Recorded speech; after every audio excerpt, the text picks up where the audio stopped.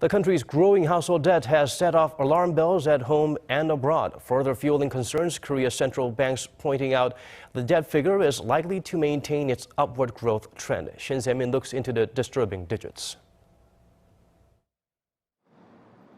Korea's central bank says the country's household debt is growing at an alarming pace.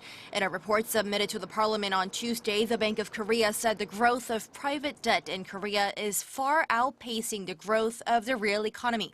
And considering the speed of growth, the central bank thinks the trend will likely continue for some time. The BOK said in October that banks' outstanding household debt stood at $603 billion in September, an increase of more than $5 billion from the month before.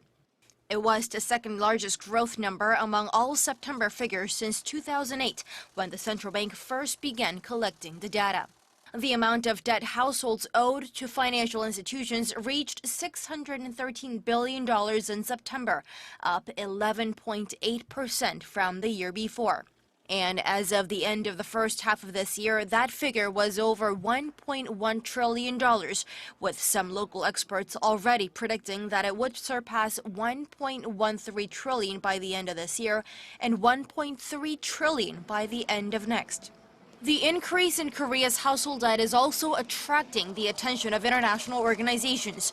The Bank for International Settlements said in its report in September that Korea's household debt to GDP ratio ranked number 8 among the 42 nations surveyed.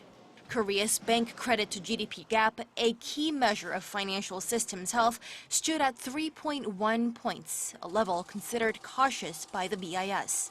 Meanwhile, the debt figure continues to grow despite the government's efforts to rein it in. It issued lending guidelines for local banks early this year and another regulations in August.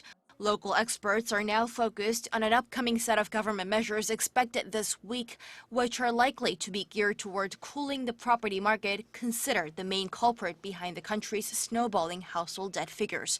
Shin Se-min, Arirang News.